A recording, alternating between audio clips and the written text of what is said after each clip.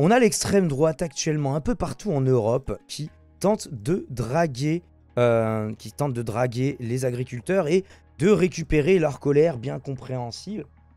Étant donné que c'est les personnes qui travaillent peut-être le plus pour avoir le moins de retour. Je ne sais pas, voilà, si puisqu'on est dans une société du mérite, du coup, pleine et parfaite, du coup, est-ce qu'ils méritent de crever la bouche ouverte? Bah, il y en a qui l'ont bien compris, qu'il y avait quelque chose à faire. Et notamment Jordan Bardella qui a été dépêché ici. Bon, qui était un peu mal à l'aise parce que, je vous enlève le filtre, il le disait lui-même, il disait oui, bah moi je suis pas tellement un gars de la campagne, donc je comprends pas trop. Ça c'est une blonde aquitaine, c'est ça. Voilà, il avait mis ses plus belles bottes pour essayer de tâter des vaches. Bon, on n'est pas Jacques Chirac qui veut, j'imagine. Il y avait quand même un truc que Jacques Chirac savait faire, c'était caresser des vaches. Bon, le reste, c'était plus compliqué. Je ne suis pas d'un milieu rural, mais je pense que nous arrivons à ressentir votre colère. Alors, ils sont pas forcément dupes. Ils voient bien que le mec, c'est un discours de campagne de... Voilà, je vais dire les trucs que vous avez envie d'entendre. Il y a notamment beaucoup de réclamations, de récriminations par rapport à la baisse, ou plutôt la hausse de la fiscalité sur le gasoil non routier, El Famoso GNR, qu'on surnomme le rouge, puisqu'il est teinté en rouge, justement. Ouais. C'est exactement, vous pourriez en mettre dans une voiture à moteur diesel, sauf que vous n'avez pas le droit de le faire, hein, donc ne le faites pas, évidemment, mais sinon il n'y a aucune différence, à part cette teinture-là. Donc on avait un sujet de France 24 aussi sur la question. Il y a tout un tas d'articles de Mediapart, ils ont fait vraiment un dossier complet. On va se concentrer sur un des articles par souci de concision, mais je vous inviterai à tout lire et sinon j'essaierai de vous résumer. On a aussi l'Humanité, on a vraiment tout le monde qui a titré là-dessus. C'est pas quelque chose qui vient de nulle part. D'ailleurs, les semaines précédentes, on parlait de la mobilisation qu'il y avait en Allemagne. On avait parlé du dossier du peroxyde d'azote, je crois que c'est ça le nom du dos, aux Pays-Bas, puisque les Pays-Bas, c'est le deuxième plus gros exportateur agricole du monde. Alors, ils font surtout de la patate et de la betterave à sucre, et aussi pas mal d'élevage animal. Justement, c'est ça qui génère du peroxyde d'azote, et on leur a demandé de se calmer un petit peu. Il y avait des élevages porcins, normalement, qui devaient être suspendus, et ça leur a pas plu. Et là, bah, actuellement, le début de coalition qui ne s'est toujours pas terminé avec... Gillard Vert, ou je sais plus comment il s'appelle, le mec d'extrême droite, islamophobe. Bon, ça a pas l'air d'être dans des bails très décroissants non plus, mais nous verrons. Normes étouffantes, revenus en baisse, le ras-le-bol du monde agricole en France, un sujet un peu plus long que d'habitude, sur France 24, que l'on va écouter, peut-être pas religieusement, mais on va essayer in extenso. L'économie maintenant dans Paris Direct, et c'est avec Laure Manin qui m'a rejoint sur ce plateau. Laure, bonsoir. Bonsoir Claire. On va revenir avec vous bien sûr sur la colère du monde agricole, des Pays-Bas à la Roumanie, en passant évidemment par la France, l'Allemagne ou encore le Royaume-Uni. Un mouvement de fond effectivement à travers toute l'Europe, et ce soir à Paris, les syndicats, deux principaux syndicats d'agriculteurs, la FNSEA et les jeunes agriculteurs, étaient reçus à Matignon par le Premier ministre Gabriel Attal. Oh, la FNSEA, je sais pas s'ils ont beaucoup de dissensions avec Macron, hein, en soi. C'est un peu le MEDEF des agriculteurs, le truc, quoi. Et merci au PA pour le follow. Ainsi que par le ministre de l'Agriculture, Marc Fesneau. Ils sont sortis de la réunion en annonçant qu'il n'y aurait pas de levée des actions sur le terrain sans décision concrète de gouvernement. Mais cette réunion a tout de même été l'occasion de mettre à plat les sujets qui fâchent, c'est savoir d'abord des charges financières estimées trop lourdes. Oh, pour fâcher Marc Fesneau, faut quand même y aller, faut quand même se lever tôt le matin en tant que FNSEA. Alors je sais plus, j'avais googlé un peu, j'avais regardé un peu plus tôt sur ses prises de position. Oui, bon, alors, fervent défenseur de la chasse, qu'il pratique lui-même à l'arc. Bon, en soi, la chasse, à la limite, l'élevage intensif est plus problématique que la chasse. Bon, à part les chasseurs bourrés qui tuent des gens, ça, c'est sûr. Il s'oppose en 2022 à l'interdiction de la corrida. Bon, le décor est planté, le mec ne veut pas changer grand-chose, hein, c'est... Bref, mais voilà, peut-être qu'on va être agréablement surpris. Peut-être il va dire, oui... On va voir que d'ailleurs les syndicats, même si le FNSEA c'est le plus gros, les syndicats agricoles ne sont pas tous unis sur le dos. Une hausse progressive de la fiscalité sur le gazole non routier qui est perçue comme injuste, et puis des normes environnementales qui pèsent trop sur la compétitivité des agriculteurs face à des importations étrangères moins chères et de moindre qualité. Écoutez. Est-ce que le problème, c'est si le but c'est l'autosuffisance, c'est pas spécialement d'être très compétitif sur l'exportation et de produire le moins cher possible. Donc en fait, tu peux respecter des normes écologiques sans que les agriculteurs crèvent de faim. C'est possible. Encore une fois, c'est une volonté politique. Deuxième grand sujet, c'est évidemment des sujets de revenus, de compétitivité, de filière, dans un moment où... Donc le président de la FNSEA, justement, hein, tout ce qu'ils disent, c'est à chaque fois au nom de l'autosuffisance, évidemment. La musique est un peu trop forte. De filière, dans un moment où la France importe un tiers de son alimentation et où les injonctions paradoxales ne cessent pas. On nous demande de monter en gamme, on nous demande de la qualité, de la proximité, de la naturalité, et pour autant, l'acte de consommation n'est pas celui-là. Dans un monde ouvert à des importations qui n'ont ni nos normes, ni nos critères, ouvert à l'Ukraine dans un moment bien spécifique. Mais qui Alors ça, c'est surtout, là, on en parle de façon marginale ici. Par contre, en Roumanie, en Pologne, ce sont des vrais bails. Et dans d'autres pays, alors, je sais pas, la Moldavie, j'ai pas entendu parler. La Roumanie aussi. Le plan agricole questionne. Et parmi les questions, les syndicats agricoles réclament notamment l'application à 100% de la loi Egalim de 2021 pour protéger la rémunération des agriculteurs. Les syndicats veulent également un encadrement des marges des grandes surfaces ou la fixation de prix planchers pour les produits agricoles. Et un autre... Le dos, il se joue beaucoup là aussi. La misère des agriculteurs et notre paupérisation croissante et l'inflation sur l'alimentaire, qui est beaucoup plus importante que l'inflation sur le reste, il est là. Alors oui, Bruno Le Maire, il a demandé au patron de la grande distribution de faire un effort. Ils ont dit va niquer ton maire, globalement. Mais je paraphrase. Mais moyennant quoi, on le voyait dans le Rhinocéros d'hier, ils invitent Michel-Édouard Leclerc partout dans toutes les matinales, comme le défenseur des pauvres plus ou moins, Robin des Bois, hein, qui voilà, va voler les pauvres pour donner de la nourriture gratuite aux riches. Bon, bref, on en est presque là dans la présentation. Alors que les agriculteurs, ils ont des marges très très réduites. Par contre, la grande distribution, alhamdoulilah, ça va. On se met plutôt bien. Donc, là par contre, voilà, les super profits, j'imagine que ça reste toujours très bien. Autre point qui agace en France, c'est le projet de loi agriculture qui a déjà été plusieurs fois repoussé. Oui, il a été annoncé il y a un an par le président Emmanuel Macron, repoussé, vous l'avez dit, à plusieurs reprises. Et Marc Fesneau persiste et signe. À la sortie de la réunion, le ministre de l'Agriculture a confirmé un délai supplémentaire de quelques semaines, mais, dit-il, pour aller plus loin dans les propositions. Ce projet de loi est assorti d'un budget annoncé comme historique par le ministère, 4 milliards d'euros sur 10 ans. Il a notamment vocation à favoriser le renouvellement des générations par le ministère, 4 milliards d'euros sur 10 ans. Il a notamment vocation à favoriser 4 milliards d'euros sur 10 ans. Pour l'armée, on avait débloqué, c'était combien je veux pas dire de bêtises, c'était 613 milliards sur 6 ans.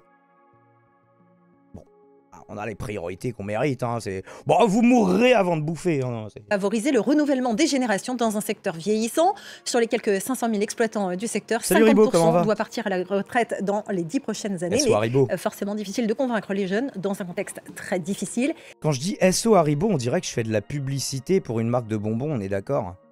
Il y a un problème avec ce que je viens de faire. Au niveau éthique. Oui, bon, je me mets à rire de psycho. Pardon. Mais SO, malgré tout, nonobstant. Évidemment, Haribo, que vous connaissez déjà, on a déjà fait du réact de ses vidéos YouTube, mais qui est aussi sur Twitch. Donc profitez-en, allez-y, foncez dedans, comme dirait l'autre. Dans les 10 prochaines années, mais forcément difficile de convaincre les jeunes dans un contexte très difficile. Il y a une question de confiance à retrouver, expliquez-nous. Oui, alors là, toujours dans le allez-y, foncez dedans, c'est vrai que c'est compliqué de dire.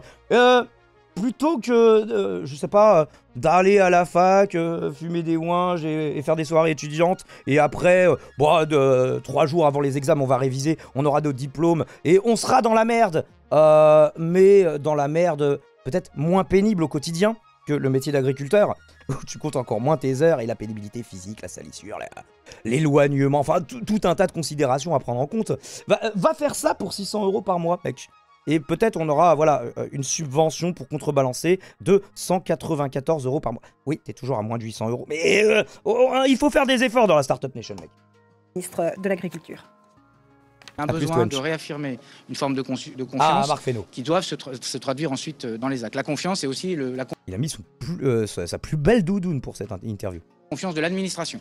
C'est comment on fait en sorte que dans nos actes concrets, dans la relation qu'on entretient entre agriculteurs et administration, il y a de la confiance qui se crée avec un sentiment permanent qu'ils ont sur le terrain, d'une défiance, d'un contrôle qui n'est pas pour vérifier simplement... Alors quand le mec te dit autant de fois les mots confiance et défiance, tu sais qu'on essaye de t'enfumer. Hein, la bonne adéquation des moyens ou les règles, mais un sentiment de défiance qui leur est fait sur un certain nombre de sujets. Puis je pense que collectivement, on a un travail à faire pour établir cette confiance et reconnaître aussi, c'est ça que demandent les agriculteurs, la capacité qu'ils ont à produire dans des conditions parfois difficiles et le côté exemplaire de bien des mesures qu'ils prennent ou des mesures qu'ils sont capables d'assumer.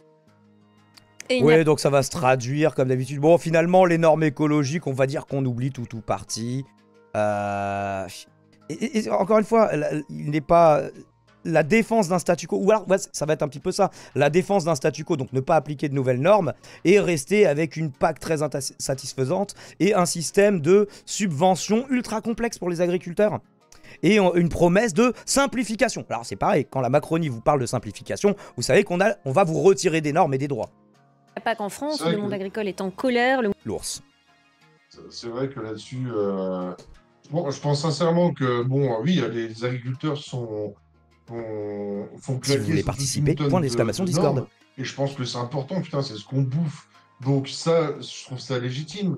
Qu'on contrebalance avec des subventions, bon, admettons, mais le problème de base, c'est que tu vas faire ça, et dans le même temps, c'était, je crois que c'était au début de la présidence de Macron, ou fin de la présidence de Hollande, ils ont accepté le traité de libre-échange avec des pays d'Amérique du Nord qui ont des normes sanitaires où simplement... Ouais, le poulet blanchi au chlore, let's go, quoi, ici, oui. Ouais, non, mais voilà, donc d'un côté, on va te foutre juste une rustine pour que les agriculteurs arrivent plus ou moins à survivre en disant oui, l'agriculture de la France et tout. Et à côté de ça, on va prendre des produits nord-américains ou autres avec des normes claquées au sol. Et ensuite, on va te dire que la concurrence déloyale est interdite. Mais ouais, mais non. Non, c'est une concurrence libre et non faussée, avec des normes différentes. Mais démerde-toi pour être compétitif. Rodpi qui nous dit « Ouais, mais quand ils manifestent, le gouvernement les rencontre. Comme pour la police, nous, jamais. » Ah, tu es mauvaise langue, Rodpi. Souviens-toi, pendant la réforme des retraites, il y avait eu un dialogue ouvert entre Elisabeth Borne et l'intersyndicale où ils étaient partis au bout de 34 secondes en disant « Bon, on se fout de notre gueule, du coup, on s'en va. » Mais un dialogue de 34 secondes. Je crois qu'ils étaient restés moins d'une heure, en vrai. Et puis, Rodpi, tu as oublié un grand moment démocratique fait par notre monarque bien-aimé, hein, le grand débat suite aux Gilets jaunes. Ça, c'était de la haute démocratie, de haute volée. Héphaïstos. Tu vois, oui, soit son nom. Non, mais... Bien sûr, pour ceux qui sont est en colère, le mouvement de mobilisation... Et il n'y a pas... En France, où le monde agricole est en colère, le mouvement de mobilisation du monde agricole a même commencé en Allemagne. Quelles sont les revendications outre-Rhin? Est-ce que ce sont les mêmes? Ça se ressemble beaucoup, effectivement, des revendications notamment sur les contraintes. Souvenez-vous en Allemagne où ils avaient bloqué à la fois les routes et en coordination, ça c'était quand même plutôt bien fait, même si l'extrême droite essaie de récupérer plein de trucs, et en coordination avec les cheminots. Donc les voies ferrées comme les routes étaient bloquées. Et là, tu vas faire quoi, mon pote? Ouais, bah, sauve-toi en hélicoptère. Mais trop nombreuses, les normes environnementales qui s'ajoutent à ces premières contraintes. Et puis les coûts de production qui augmentent. Et puis il y a aussi cette mobilisation. Ah, il y a un truc, Der Capitalismus. At fertig. Je sais plus ce que ça veut dire fertig, mais merci Semsem. Semsem qui resub via Prime pour le 4e mois. Dernier va à toi. Contre la réforme de la fiscalité annoncée sur le diesel agricole, une réforme qui prévoit la suppression d'une exonération de taxes dont bénéficiaient jusqu'à présent agriculteurs et agricultrices, mais qui va disparaître à compter de 2026. Et puis un autre point qui exaspère... Alors nous, c'était à horizon 2030, je crois, de base. Enfin, c'était un truc... une suppression progressive de l'absence ou la plus basse taxation sur ce gasoil non routier. Ce sont les lourdeurs administratives. Et ça, le chancelier allemand Olaf Scholz a dit qu'il comprenait ces agriculteurs. Écoutez. C'est pourquoi nous avons également discuté en termes très concrets de la nécessité de modifier les nombreuses réglementations que nous pouvons influencer en Allemagne et celles qu'il est un peu plus difficile d'influencer à Bruxelles, de manière à faciliter la vie dans les exploitations agricoles, la vie de ceux qui y travaillent. Bah, tu t'organises comme tu veux pour respecter les normes édictées par Bruxelles normalement, mais ce qui laisse évidemment une marge de manœuvre moindre. Scholz qui insiste sur la possibilité pour l'Allemagne de s'exprimer à Bruxelles, puisqu'une réunion des ministres de l'Agriculture européens est prévue en début de semaine à Bruxelles justement, et le chancelier allemand a promis de voir comment l'Allemagne pourrait jouer de son influence politique pour tenter de simplifier les obligations administratives au niveau européen. Tiens, et du coup, chez nous on parle de simplifier les obligations administratives aussi. Effectivement, l'Allemagne qui a un certain poids dans cet hybride entre fédération-confédération qu'on appelle l'Union européenne. Voilà pour la situation en Allemagne. Au Royaume-Uni, ce sont des producteurs de fruits et de légumes qui sont réunis devant le Parlement. Ils protestent contre les contrats d'achat de la grande distribution. Et ils mettent en cause les 6 plus grandes chaînes de supermarchés britanniques dont ils estiment qu'ils subissent un traitement injuste au point que le secteur serait menacé. Pas injuste, libre et non faussé, on vous a dit. 9% des agriculteurs et agricultrices britanniques seraient même sur le point de quitter le métier, d'où ces 49 épouvantails qui ont été installés devant le palais de Westminster. Écoutez l'organisateur de cette manifestation, Guy Singh-Watson. C'est vraiment à nos politiciens de prendre leurs responsabilités et d'avoir une stratégie plutôt que de l'abandonner à nos grandes chaînes de supermarchés qui sont contractuellement tenues de servir les intérêts de leurs investisseurs. Je veux dire qu'ils se fichent de l'agriculture britannique. Ils ne se soucient que de la valeur pour leurs actionnaires. Et vous savez, c'est ce qui met l'agriculture britannique à genoux. On va parler maintenant des pêcheurs, les pêcheurs en France qui vont rester... Je sais pas si c'est pas un bail aussi important au Royaume-Uni que pour les Pays-Bas proportionnellement, mais...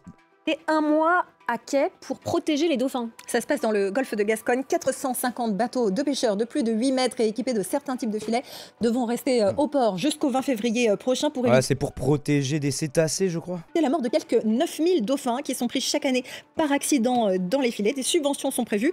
Les un bateau à quai, selon le comité régional des pêches de Nouvelle-Aquitaine, c'est entre 250 000 et 300 000 euros de chiffre d'affaires. Et pour l'association interprofessionnelle, eh bien, ça représente quoi? Il y a combien de pourcents des bateaux de pêche sur l'intégralité des flottes? Parce que tu en as des immenses qui font une grosse partie du trafic, j'imagine, enfin de l'approvisionnement, mais sur l'intégralité de toutes les pêcheries, des trucs artisanaux, familiaux, je sais pas s'il y a quelle proportion qui fait plus de 8 mètres ou moins 8 mètres. Je vous avoue que j'ai pas l'info. Est-ce que ce serait intéressant? Est-ce que quelqu'un peut la trouver sur le chat?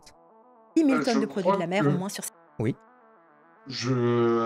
Alors à vérifier, mais je crois que les plus gros bateaux sont des bateaux usines ou qui te sortent du poisson déjà congelé, tout est fait sur place, tu vois.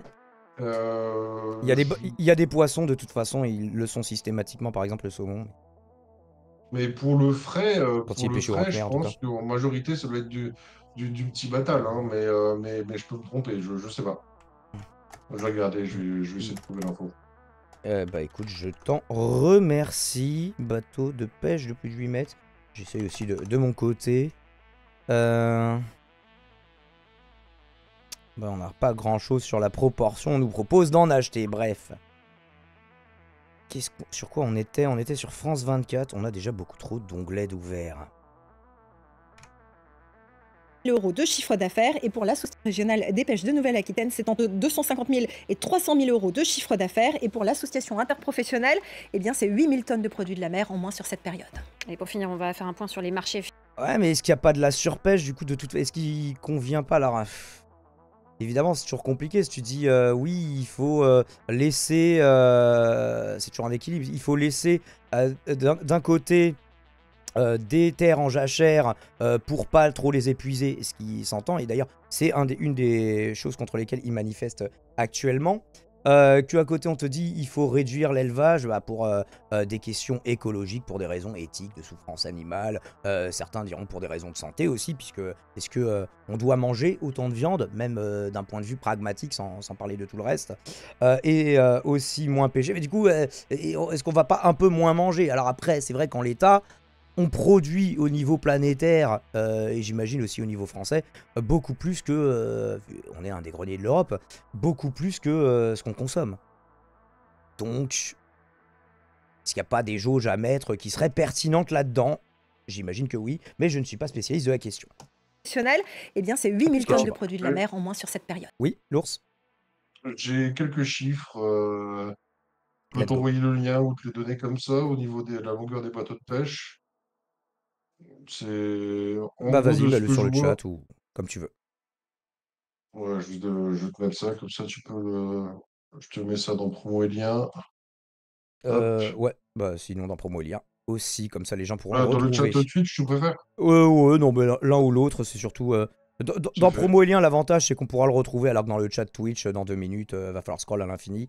Donc tu as sûrement raison. Je vais essayer de le retrouver. Galette. La longueur moyenne d'un bateau de pêche c'est 10,9. Alors la longueur médiane nous aurait peut-être plus aidé pour estimer, tu vois. Pour une puissance... Alors, c'est pour la façade atlantique. Hein. En dessous, tu as la mer du Nord, Méditerranée, enfin... Oui, mais bon, bah ça c'est pour la France métropolitaine, donc ça c'est toutes les façades. Donc je préfère aller direct à l'essentiel. Nombre de marins embarqués à bord est 2,5. Âge moyen 31 ans. Nombre de navires qui est en baisse depuis 30 ans. Ok. Ah, voilà. 3341 bateaux de pêche de moins de 12 mètres. Alors, c'est pas pour les moins de 8 mètres, mais c'est quand même l'immense majorité, parce que sinon, regardez les autres. Entre 12 et 24 mètres, c'est 635 bateaux, et plus de 24 mètres, c'est 187 bateaux. Alors, évidemment, eux, ils ramènent plus de poissons que les plus petits, mais du coup, est-ce que ça concerne tant de gens que ça aussi?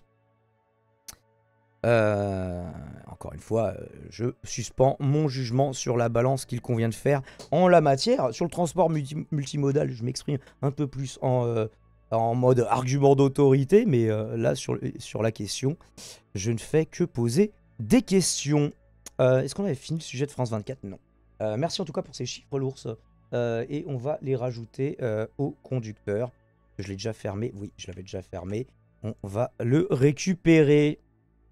Hop, Planète Mer, vous le retrouverez là aussi. Planète Mer, ah, c'est pas mal comme ça. J'avais même pas tilté sur le blast du truc.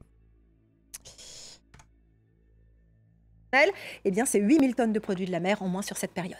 Et pour finir, on va faire un point sur les marchés financiers. Quelle a été la tendance aujourd'hui à la clôture? Du vert partout, du côté de Wall Street comme en Europe. En fait, alors, il n'y a pas de rapport, mais on va regarder quand même parce que ça nous intéresse. On l'a déjà documenté. C'est genre, tous les pays sont en crise, mais les bourses, partout dans le monde, en tout cas les grosses bourses, c'est toujours les équivalents des CAC 40 et tout ça, des Nikkei, des Dow Jones.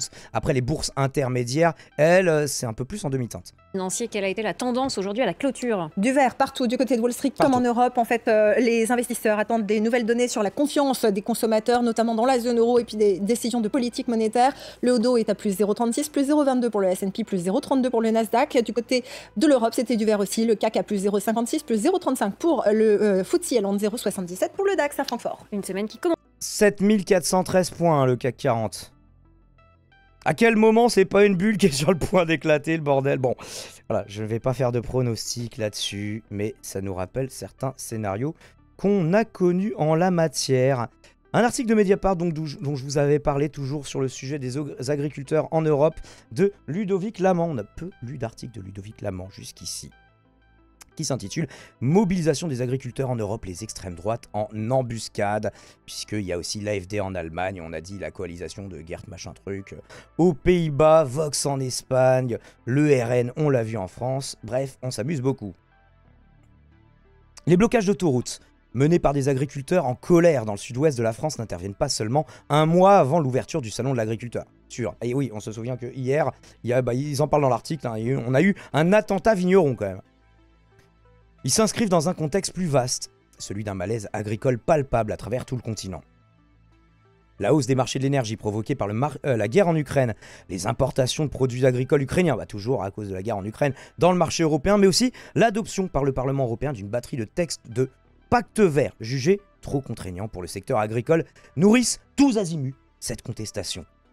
Ces actions de l'Espagne à la Roumanie pourraient bien s'intensifier à l'approche des élections européennes du 6 au 9 juin prochain, au risque de doper les droites les plus extrêmes. On pose la question. Allez, regardez de près. Si les manifestations d'agriculteurs se multiplient sur le continent, les revendications ne sont pas identiques. Alors pas intégralement, mais justement on va rentrer un peu dans le détail et la lumière fut grâce à Rodsk. Aux Pays-Bas, les premières protestations massives remontent à octobre 2019, mais la colère s'était cristallisée à l'été 2022 contre le plan azote du gouvernement de Mark Rutte à l'époque, un projet de réduction de moitié des émissions d'azote, et en particulier de protoxyde d'azote, on en parlait, d'ici à 2030. Ah, c'était ça, 2030, c'était pas le rouge, le gasoil non routier. Un gaz découlant des activités d'élevage qui contribuent fortement au réchauffement climatique. Je crois qu'il y a notamment beaucoup d'élevage porcin et de poulet. Est-ce que c'est on dit élevage ovin dans ce cas? Je ne sais pas. Dans ce pays qu'il est le deuxième plus gros exportateur de produits agricoles au monde après les États-Unis. C'est pourtant pas si grand que ça, hein. Et il n'y a que 4% en plus de la population qui travaille dans ce secteur-là. Donc c'est par rapport au nombre, en tout cas, c'est productiviste. Ça, on peut pas leur retirer. L'exécutif avait fixé l'objectif d'une baisse de 30% du nombre d'animaux d'élevage. L'exemple type d'une écologie punitive aux yeux de ses adversaires, en particulier des tenants de l'agriculture intensive. Face à la contestation qui visait tout à la fois les textes adoptés à Bruxelles et à La Haye, Rutte et ses alliés avaient fini par faire marche arrière, comme ça arrive assez souvent sur ce genre de dos. Alors, encore une fois, à tort, à raison, tout parti comme on le fait, c'est surtout, est-ce que, oui, la survie des agriculteurs ne passait que par un retour en arrière écologique. En tout cas, sur les engagements qu'on avait pris. Dans la foulée, les agriculteurs et agricultrices voisines et voisins de la Flandre belge ont défilé pour des motifs à peu près similaires. À partir de mars 2023, contre le plan azote de leur région, qui prévoyait l'arrêt d'une quarantaine d'élevages porcins. Donc la Flandre belge est au nord du pays. Eux aussi, c'est des porcins. Afin de réduire les émissions d'azote, moyennant des indemnités. Alors, est-ce que c'était sous la forme de subventions, de rétrocession, de trucs, d'un allègement de taxes, je ne sais pas exactement. Des indemnités, c'est pas un allègement, j'imagine. L'exécutif régional, voilà, l'OST de Satisfactory va bien avec le sujet.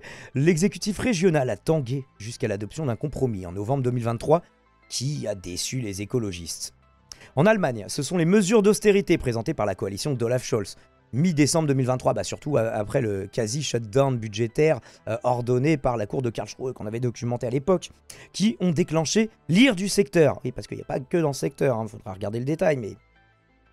Bon, sauf que j'imagine que les agriculteurs étaient déjà plus précarisés que d'autres secteurs. Donc même si tous les secteurs sont touchés, c'est quand même eux les premiers à le sentir plus fort que les autres. Donc de quoi ça parle? D'une suppression d'une ristourne fiscale donc sur le diesel agricole, la fin de l'exemption d'impôt sur les véhicules, agricoles toujours. Dès les premières manifestations, le gouvernement a fait marche arrière sur l'essentiel en rétablissant notamment l'exemption fiscale. Alors nous je crois ils avaient en France genre repoussé d'un an l'application de... Et là je sais pas s'il y a une durée qui est précisée. Mais les fédérations agricoles continuent de réclamer la suppression de l'intégralité des mesures. En Espagne, cette fois, des exploitantes et exploitants agricoles ont manifesté de manière très bruyante à 2 reprises l'an dernier. En juillet, à Madrid, ils ont réclamé des aides. Dans un contexte de canicule exceptionnel. Là, on est plus au sud, il y a des problématiques qui s'ajoutent. De manque d'eau et de repli de la production agricole nationale. En septembre, à Cordoue, en marge d'une réunion des ministres de l'Agriculture de l'Union européenne prévue dans cette ville d'Andalousie, les slogans visaient davantage les institutions européennes.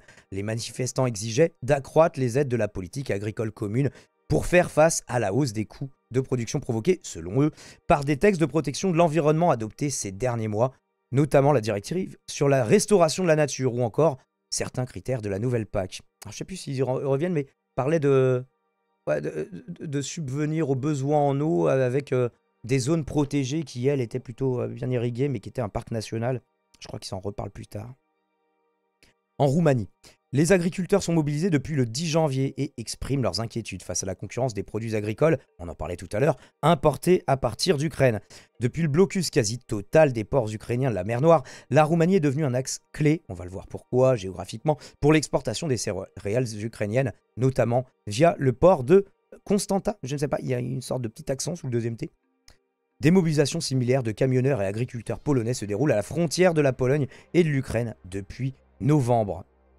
Donc on va regarder Constanta pour voir pourquoi par rapport notamment à la situation d'Odessa, il y a des exportations qui peuvent être possibles, sachant qu'Odessa c'est encore relativement, peut-être pas safe, on avait vu qu'il y avait eu des bombardements, mais du coup d'Odessa à Constanja, il le marque Constanja, non c'est avec un T aussi. Et donc vous avez ici la Moldavie mais qui n'a pas de façade maritime. Donc au niveau du transport maritime, alors après évidemment c'est côté polonais que ça coince au niveau routier principalement pour le moment, mais pas exclusivement comme on le voit dans l'article qu'on est en train de lire. Pour Catherine de Vries, j'avais déjà vu son nom quelque part, politiste néerlandaise en poste à l'université Bocconi de Milan. Il faut être très prudent avec les effets redistributifs du pacte vert européen. Et c'est déjà ce qu'Emmanuel Jupiter et Héphaïstos Ier et son entourage n'avaient pas compris au moment des Gilets jaunes en 2018. Souvenez-vous, c'était une hausse des taxes sur le carburant pour être en adéquation avec les normes écologiques européennes. C'était parti de là, du moins. Après, c'était évidemment les... revendications s'étaient diversifiées, c'était Macron démission, c'était le RIC, c'était l'augmentation des minima sociaux d'une manière générale, et pas juste une baisse du carburant. Cette universitaire, donc Catherine de Vries, observe ces jours-ci une diffusion des protestations du monde agricole, un peu comme ce fut le cas à l'époque des Gilets jaunes. Des syndicalistes allemands ont observé de près la manière dont les agriculteurs néerlandais ont obtenu gain de cause en 2022, observe-t-elle notamment. Ah, ça fait une sorte de jurisprudence des luttes? Est-ce qu'on peut le formuler comme ça? Aucun rapport avec Nick si c'était la question. Quel Nick? Il vire mieux, ça va. T'as qu'à voir le milieu du jeu. Ah bon, vous me parlez d'autres choses, j'imagine. Elle dit encore, dans le cas des Pays-Bas et de l'Allemagne, il y a une vraie empathie d'une grande partie de la population pour le secteur agricole. Ces manifestations ne sont pas perçues comme le faux nez de grands groupes industriels de l'agroalimentaire, comme on peut un peu plus le penser peut-être en France. Ce sont des gens ordinaires qui fournissent de quoi manger et qui seraient victimes de ratés dans la planification du gouvernement. De ce point de vue, cela n'a rien à voir avec les actions de blocage menées par des écologistes comme Extinction Rebellion qui trouvent beaucoup moins d'écho et de sympathie dans la population de ces deux pays. Alors est-ce que c'est simplement la cause qui est défendue, les conséquences de si on veut faire quelque chose, qu'est-ce qu'il faut faire et qu'est-ce que ça impacte? Ou c'était aussi dans la façon de faire, peut-être un peu cringe, d'Extinction Rebellion? Chacun aura son avis. Je crois que j'avais un sample du Jules par rapport à ça. Je crois que c'est... Ouais, ça peut servir. L'ours, je voulais dire un truc. Non. D'accord. Ces mouvements vont-ils profiter, puisque c'est la question qui nous intéresse, et celle qu'on a peut-être mis dans le titre, agriculteurs en colère, non, on ne l'a pas mis complètement dans le titre. Est-ce que ces mouvements vont profiter au parti d'extrême droite au prochain scrutin européen, puisqu'on le rappelle, actuellement, nous en France, c'est le RN qui est en tête dans les intentions de vote. Donc pour l'instant, je ne sais pas si ça leur profite spécialement via le milieu agricole, mais ce serait pas... Forcément, plus il y a de mécontentement et de colère, plus la tentation, plus la récupération est facile, quoi.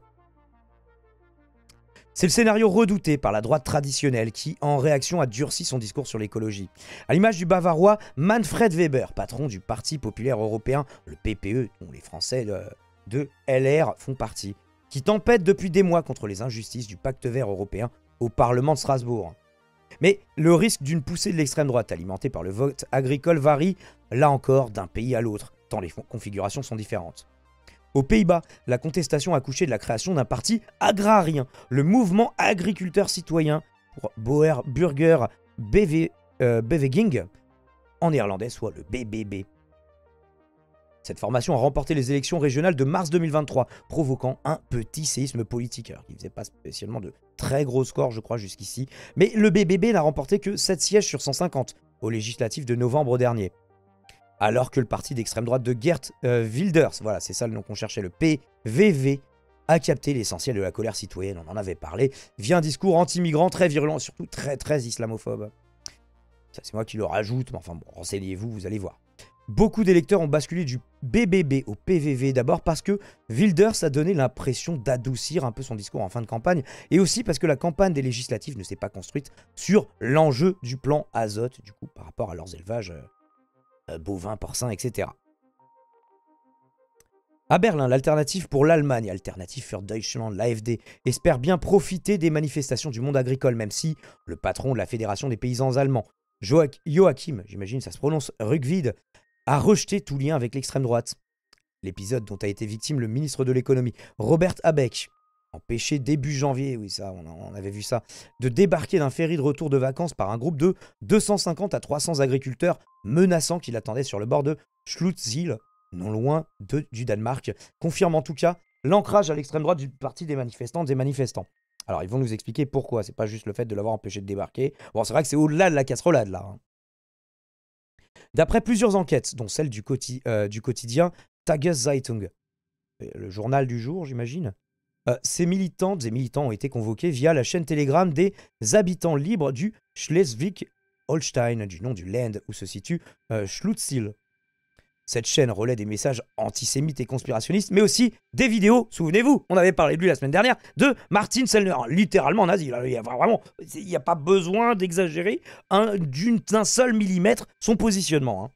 Co-fondateur du mouvement identitaire d'Autriche, qui a joué un rôle clé dans la réunion de novembre dernier, c'est aussi, on en avait parlé, où des membres de l'AfD ont planifié rien de moins que l'expulsion, la déportation, de millions de personnes d'Allemagne. Alors c'est en direction d'Afrique du Nord. Il voulait au moins 2 millions, déporter au moins 2 millions de personnes. Il y avait des mecs de l'AfD, mais il y avait au moins un mec de la CDU dedans. Hein. Donc ça, c'est quand même un des partis dits de gouvernement. Et le mec réfléchit à quitter la CDU, mais bref, revoyez le sujet de la semaine dernière. Au-delà de l'AfD, une myriade de partis d'extrême droite, plus ou moins confidentiels, à l'instar des néo-nazis de Die Heimat, ex-NDP, soutiennent les manifestations en cours. Et salut la souris. En Espagne, on avait dit qu'on en parlerait, le parti néo-franquiste Vox relaie depuis ses débuts le malaise de certains agriculteurs. Alors, ça se voit que, donc, il y a quand même s'il y a des spécificités dans chaque pays, le fait que cette grogne soit au niveau européen sur l'agriculture nous montre quand même des dysfonctionnements profonds et structurels de la PAC. Hein. Donc en Espagne, le parti néo-franquiste Vox relaie depuis ses débuts le malaise de certains agriculteurs. Durant la campagne pour les législatives de juillet 2023, Vox a cherché à s'imposer comme le parti agrarien espagnol, donc ouais, au agraire, sachant que voilà, par exemple le BBB aux Pays-Bas, ils ne parlent pas des autres sujets, ils parlent spécifiquement que de ça. Peut-être pour ça qu'ils n'ont pas eu plus de 7 sièges. Bon, Vox, on a vu qu'ils parlaient de beaucoup d'autres choses, et ils disent des dingueries sur à peu près tous les sujets. En recrutant donc sur les listes de Vox des membres d'une association de jeunes agriculteurs. L'un des slogans du parti à l'époque, voter pour les choses qui importent, le campo. Comment il faudrait traduire campo, c'est un camp, je ne sais pas, je n'ai jamais fait d'espagnol. Ça sent pas bon, faut que la gauche réagisse rapidement. Ouais, et puis traditionnellement, les partis de gauche, un minimum radicaux, ils sont plus dans les grandes villes que dans les campagnes. Et ça, c'est un truc sur lequel il faut bosser, ouais, parce que... d'un point, si tu veux faire de la politique, tu veux t'adresser à tout le monde et faire des lois pour tout le monde, et donc tu peux pas évacuer les revendications d'autant de personnes aussi importantes pour le pays. Et deux, ces personnes elles votent aussi, hein, même si tu veux juste être pragmatique. Depuis la région de Castille et Léon, où Vox gouverne en coalition avec la droite traditionnelle, hein, oui là-bas il n'y a pas de barrage, il n'y a pas de front républicain, de barrage républicain, non.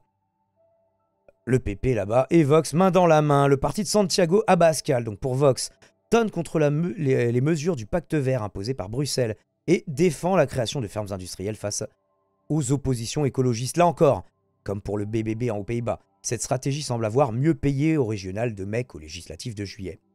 Le parti populaire, le PP, reste aussi, l'équivalent de LR là-bas, très mobilisé sur ces questions, soucieux de ne pas se faire déborder sur sa droite.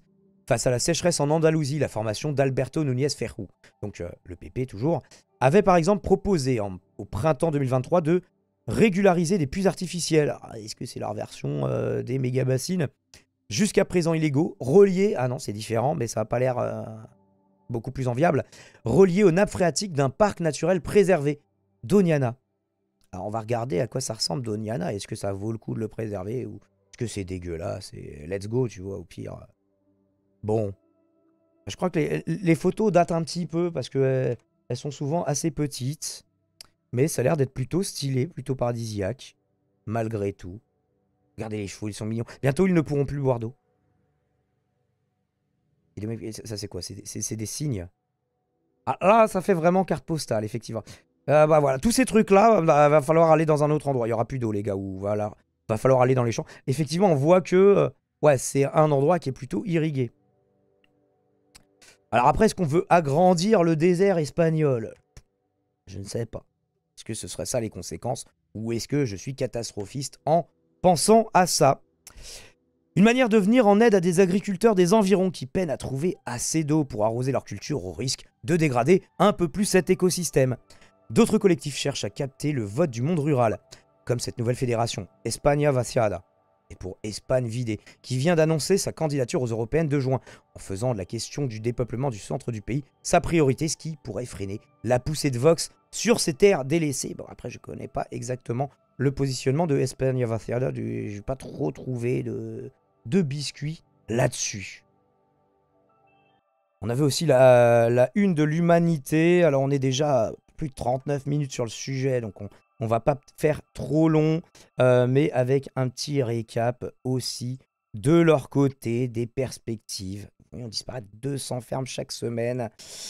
Et puis c'est surtout que oui, les fermes, c'est surtout que ça devienne de plus en plus des exploitations de plus en plus grosses et une agriculture de plus en plus intensive. quand bien même on continuera à produire un petit peu la même chose. Qu'est-ce qu'il nous a dit le Premier ministre Gabriel Attal? Vous ne voyez rien. Notre agriculture est vitale pour la souveraineté de la France. Ah, ça passe pas, visiblement. Comment le gouvernement peut-il parler de souveraineté nationale tout en ratifiant un accord de libéralisation du commerce entre l'Union européenne et la Nouvelle-Zélande? Oui, qui n'a pas exactement les mêmes normes que nous, s'interroge l'économiste Maxime Combes, membre de l'Observatoire des multinationales. Cet accord vise à importer en Europe des produits agricoles que nous produisons déjà. Agneau, beurre, fromage. Alors c'est surtout le prix de la viande aussi en Nouvelle-Zélande qui est bien inférieur. Surtout la viande de bœuf, je crois. En insérant de plus en plus la production agricole dans le commerce international, on fragilise notre souveraineté alimentaire. Et donc voilà, vous avez toute la une de l'UMA là-dessus, si vous souhaitez vous y reporter. Et alors, on a aussi, par rapport au GNR, une des grosses argumentations, c'est, les gars, en fait, on ne peut pas se passer de gasoil. C'est-à-dire que le tracteur électrique, ça n'existe pas encore. Là, ça n'existe pas encore. Ça n'est pas encore commercialisé. Mais sachez que c'est bon, ça va exister. Alors, les prix, je ne les ai pas trouvés. Ça pourrait être un peu cher, mais amorti relativement facilement. Est-ce qu'il ne faudrait pas que l'État fasse, par rapport à ça, des subventions ou des exonérations d'impôts pour faciliter l'acquisition de ces tracteurs? Là, c'est un Fendt E107 Vario. C'est genre la plus grosse marque. J'ai l'impression en tracteur, tous les blocages des agriculteurs, là, c'est quelqu'un qui le teste en plus en français. Si vous voulez retrouver ça, c'était que des tracteurs Fendt presque dans les rassemblements, les mobilisations. En tout cas, ils avaient absolument tous cette gueule-là, le même châssis, etc. Et donc, qui est basé sur, en l'occurrence, ils ont plusieurs modèles d'électrique. Je crois qu'il y a un E200 aussi. Le E200, il va coûter genre dans les 120 000 balles. Alors après, j'ai regardé un tracteur neuf.